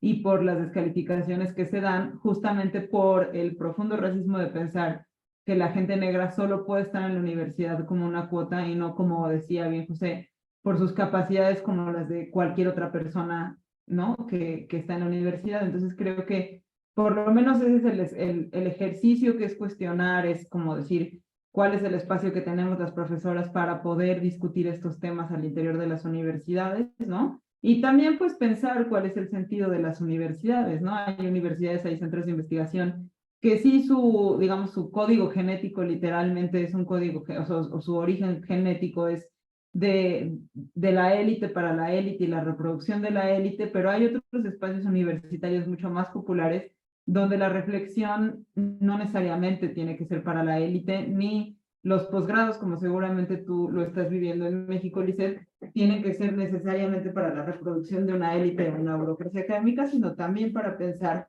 los problemas nacionales y globales que son pues muy complicados, ¿no? Y que requieren una reflexión profunda desde diferentes puntos de vista, que incluye, yo diría, la experiencia. No sé si llamaría como, si haría una distinción entre el conocimiento académico y el conocimiento activista, sino que en ese encuentro está la noción de experiencia, una noción más amplia, que vaya en contra de los discursos positivistas que quieren como hacer muy científico un método que está marcado por la experiencia, sin importar cuál sea su ámbito de desarrollo, ¿no? Es decir, no solo las ciencias sociales, sino que la construcción del conocimiento, pues básicamente sí está vinculado con quiénes somos y en dónde estamos actuando.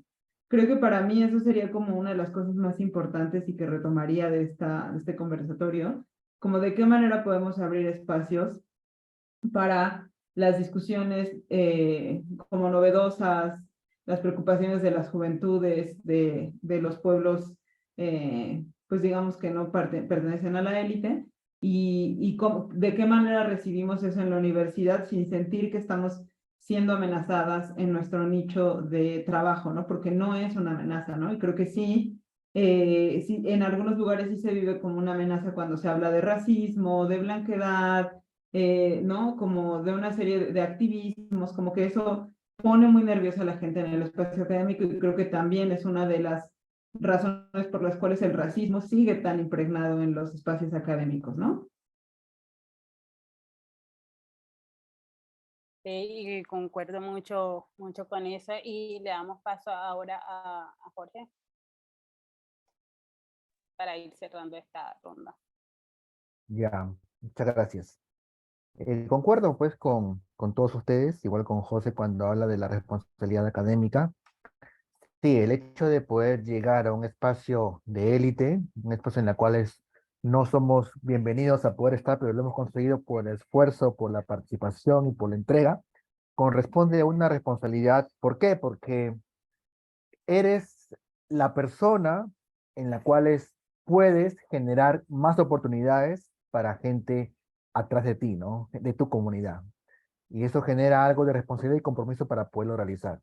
Por ejemplo, una de las cosas y situaciones en las cuales nos compromete como docentes es poder romper este paradigma de solamente en la investigación citar o colocar nombres de personas históricamente con mucha trayectoria académica, sino también intentar citarnos entre nosotros como investigadores afrodescendientes y así visibilizar nuestras investigaciones, discusiones y aportes, y con eso tener mayor presencia y participación en el ámbito académico, ¿no?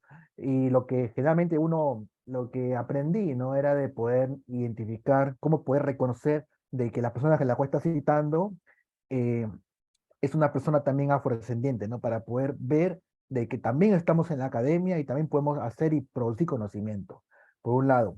Por otro lado, el hecho de que estemos en un puesto que también involucra cierto tipo de poder y ciertas relaciones entre docentes y con otras esferas implica de que tengamos nosotros una fortaleza para poder afrontar situaciones, ¿no? Como bien lo colocaba Itza, van a haber situaciones en las cuales la academia resiste por predominar esta esfera académicamente eurocéntrica, occidental, y tiemblan cuando hablamos sobre cuestiones de racismo, de identidad y otros pueblos, ¿no? Entonces, seguir y fortaleciéndonos en este tema para poder cubrir y poder argumentar y defender estas posturas que son importantes para poder generar identidad, liderazgo y visibilidad con estas poblaciones, ¿no? Otra cuestión que sucede mucho en Perú es de que las investigaciones afrodescendientes van ligado generalmente a lo que es estudios de la cultura y estudios de la memoria histórica, ¿va? Hacia eso va ligado más que todo la gran amplitud de conocimiento e investigaciones que tengan que ver con lo afro. Pero hay muy poquitas que van referentes a temas que ven con derechos humanos, desigualdades, el tema del racismo, son muy pocas. Y lo podemos ver porque al momento de querer saber nuestras situaciones diversas en cuestión de economía, de trabajo, cuestión de salud, entre otras, tenemos muy pocas investigaciones que nos amparen. Entonces, uno de los desafíos también puede ser intentar romper ese vínculo de focalización de los afros para poder investigar temas que vayan directo a temas más sociales, políticos, económicos, entre otros, de nuestras poblaciones, y así contribuir con ellos de un cierto sentido. De mi parte, en Perú, yo soy parte de un grupo que se llama SUPRA, que es la Sociedad de Profesionales Universitarios Afrodescendientes, en la cual nos hemos juntado diversos tipos de docentes, gente que está en la universidad, para poder articularnos y ver qué hacemos en conjunto. Entonces, me parece de que al saber de que tenemos muy poca presencia académica, ver la posibilidad de poder juntarnos y organizarnos entre colegas y docentes para ver qué hacemos en conjunto y poder resistir ante ello, ¿no? Resistir de una manera individual y también colectiva. Creo que esos son unos pasos que nos van a llegar a poder tener presencia y con ellos generar más abanico y más vínculos para otras poblaciones para que se inserten y consigan esta oportunidad en la academia. Muchísimas gracias por sus reflexiones. Yo creo que aquí quedan como muchos temas pendientes, pero bueno, el espacio también no da, habría que hacer con temas individualizados. De cara al diseño, yo creo que en cada una de las exposiciones se fueron presentando los retos. Pues, leía hace unos días que de cara al diseño justamente son muy pocos los avances que se han logrado en los acuerdos, y creo que también hay varios temas aquí que quedan como en la palestra, por ejemplo, el tema de la cuestión de género y la participación de las mujeres afrodescendientes en los distintos espacios. Hablar de racismo, hay que seguir hablando de racismo y problematizarlo. Creo que también los espacios de representación obtenidos y cómo se llegan a esos espacios de poder en las distintas esferas, las mismas investigaciones, pero también hacia dónde va dirigido el activismo y los procesos organizativos. Creo que hay un tema que me llama poderosamente la atención, y es todavía falta muchísima articulación al interior de cada uno de los países para hablar de un movimiento afro mayormente consolidado. Por ejemplo, en Colombia, aunque hay una fuerte representación, el movimiento afro sigue concentrado sobre todo en el Pacífico, casi no en el Caribe, y eso es problemático cuando tenemos tanta población afro. Y yo no sé si hay preguntas, Jamie, si tenemos preguntas, o si los participantes que están acá tengan preguntas para los y las panelistas. Hola, Lizeth. No, hasta ahorita en Facebook, en la transmisión, no tenemos ahorita una pregunta. Me parece que Luisa Bustamante nada más puso un comentario en el chat de aquí de Zoom. Sí. Sí, ahí tenemos un comentario. La diáspora, por su vulnerabilidad, viene siendo parte de un gran proceso migratorio en el que impera la xenofobia, particularmente Lima en sus terminales terrestres y agencias de viaje es testigo de un proceso en el que participan hermanas y hermanos de Haití, Colombia, Venezuela y Ecuador. La resistencia y persistencia de nuestros pueblos. Sí, la extranjerización del tema de lo afro me llama muchísimo la atención, ¿no? Es como, hace unos días me dijeron en México ese comentario, habían trabajadores en el metro afro, y muy probablemente sean extranjeros, y yo me quedé así como, bueno, yo dije, bueno, es el cuarto país con mayor población afro en la región, pero menos mal que piensas que son extranjeros, ¿no? Es complicado como ese tipo de situaciones. No sé si tienen de pronto algún comentario extra que hacer para ir cerrando. Bueno, nuevamente agradecerles la participación a este conversatorio en esta fecha tan significativa, por atender el llamado y haber respondido mis constantes mensajes. Creo que yo me voy con muchas preguntas, pero también con muy buen ánimo. No sé cómo se hayan sentido ustedes, pero sí, definitivamente ahí viendo que hay muchas conversaciones y muchos temas en comunes en cada una de las agendas. De mi parte, agradecer a ti, Lisette, al equipo de la UNAM que ha hecho posible este evento, y bueno, a las hermanas y hermanos afros de aquí, de este panel, de la diáspora. Conjunto, nos podemos contar aquí en Lima cuando gusten. Estoy aquí en la San Sí, será. Marcos para cualquier oportunidad, y bueno, un gusto conocerles. También a Itza, también que la veo de hace mucho tiempo cuando estuve en la UNAM.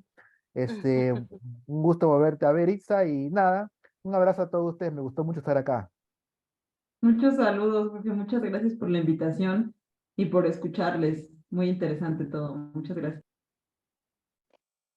Bueno, también muchos saludos de mi parte y muchas gracias también por la invitación. Fue un placer igual compartir con ustedes estas casi 2 horas intercambiando Sí. conocimientos. Creo que al igual que casi todas las experiencias de la vida, pues me voy eh, recopilando básicamente toda su gran parte de la información que han compartido ustedes acá. Así que nada, gracias a todos, todas y todos. Bueno, por mi parte, quiero agradecer a Lisette por haber dado el lugar en el que se pudieron compartir todas estas experiencias y pensamientos. Ha sido un placer el poder escuchar cuál ha sido su experiencia y cómo se va desarrollando el ámbito afrodescendiente en diferentes países. Me voy con esa buena experiencia de haber podido escuchar sobre distintos países de Latinoamérica y cómo es la vida de los afrodescendientes en todo este territorio. Y bueno, ha sido un placer conocerlos a todos. Igualmente, y esperando tener la oportunidad de algún día regresar a Ecuador. Conocer Esperamos Perú y acá. Bolivia. Quiero ir, tengo que ir, tengo demasiadas amistades y lazos de fraternos allá en el Ecuador. Y bueno, nada, un placer. Yo creo que estoy sorprendidísima con los avances que se han logrado y bueno, nada, mandarles un abrazo fraterno y de resistencia y de persistencia en las luchas que cada uno tiene. Aún nos queda mucho por hacer. Totalmente. Un saludo, muchas Bueno, gracias. un saludo, Saludos. feliz tarde. Bye. Salud, muchas gracias.